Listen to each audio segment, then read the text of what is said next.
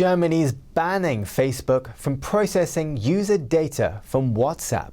The data protection regulator said on Tuesday that WhatsApp's new terms are illegal. NTD's Patrick Hayden has more on this. Germany's top data protection regulator for Facebook is banning the social network from processing personal data from WhatsApp users. It says WhatsApp's new terms are illegal. The decision follows emergency proceedings opened by the regulator last month. That was after WhatsApp required users to consent to new terms or stop using the service. Germany's data protection officer says the order seeks to secure the rights and freedoms of the many millions of users who give their consent to the terms of use throughout Germany. The ban comes just days before WhatsApp's new terms are due to kick in. Facebook-owned WhatsApp says the move by the regulator rested on a fundamental misunderstanding of the purpose of the update and therefore had no legitimate basis. It says the regulator's claims are wrong and the change of terms update will not be impacted. Patrick Hayden, NTD News, London. In other news, it looks like a majority of iPhone users approve of a new privacy feature from Apple. A report by Flurry Analytics found that almost 90% of iPhone users worldwide have taken advantage of a new software option. It blocks apps from tracking their online activities. Apple added its App Tracking Transparency feature to its operating system with the latest update. Facebook criticized the move, stating it would hurt businesses that use information from tracking to create targeted advertisements. And in other news, Beijing appears to be tightening its leash on Hong Kong's press freedoms as acts of violence against independent media outlets increase in the region. NTD's Juliet Song has more. A woman was attacked with a softball bat outside her Hong Kong apartment building on Tuesday. She's a reporter with the Epoch Times, a U.S.-based newspaper with operations around the globe.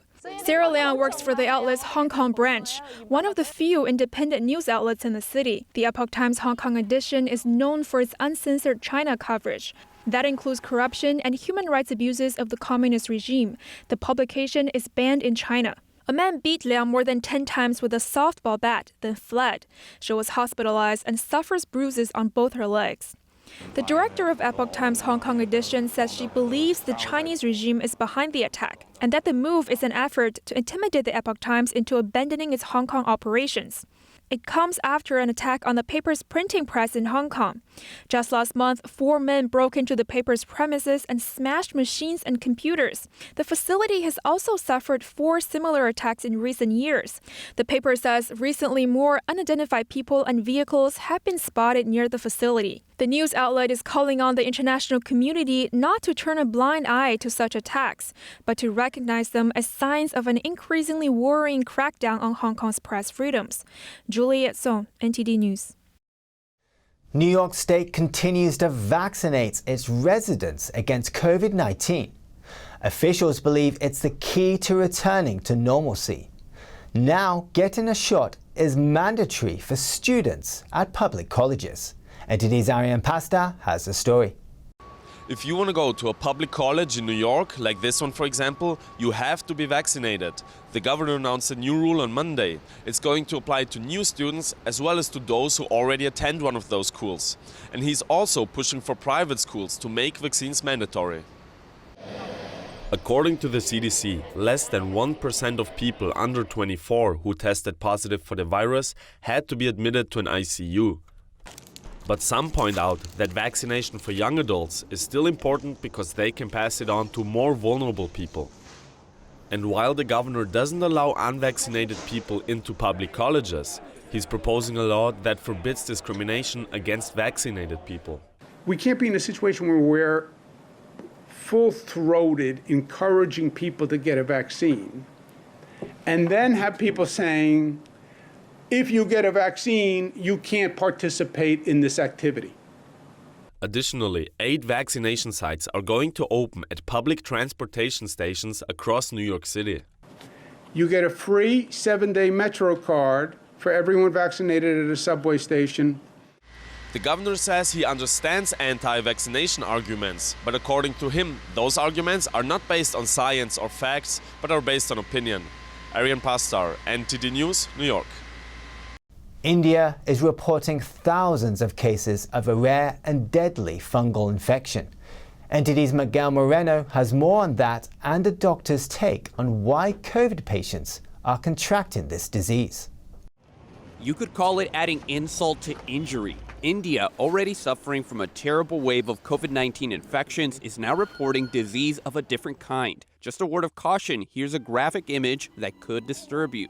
This potentially deadly fungal disease is called mucormycosis, often called black fungus. According to Asian News International, or ANI, Maharashtra's health minister Rajesh Topi says over 2,000 people have contracted the disease, at least 8 have died. A doctor from Gujarat told the Indian Express that 99% of his patients infected with mucormycosis had COVID. Black fungus is a rare disease, and the CDC says it's been shown to have a more than 50% death rate. In my career of 20 years as being a physician, I've probably seen this twice. Dr. Roger Schult, a MedCram instructor, tells me the fungus that causes this is everywhere. Why are COVID patients in India contracting this fungal infection while they're sick and even after they've recovered? Well, this infection is a fungal infection that likes to invade, go into the tissue, and goes to where its resources are, which is in the blood vessels. This fungus is known as mucormycosis. It lives in the soil. It is all over the place. You can't avoid it. And in fact, in some people, it actually lives in the mucosal layer of their sinuses. But there's an interplay there where the immune system is able to keep it at bay and keep it suppressed. He says high-dose steroids, sometimes given to COVID patients, could be driving up these infections.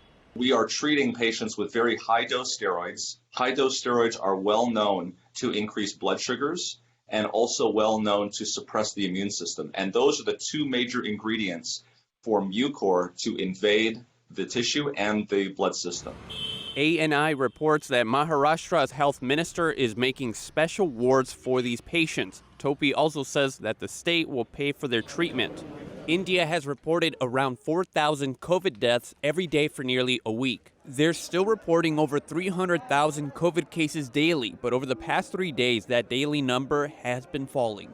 Miguel Moreno, NTD News. That's the news for today, and thanks for tuning in. I'm Stuart Lees.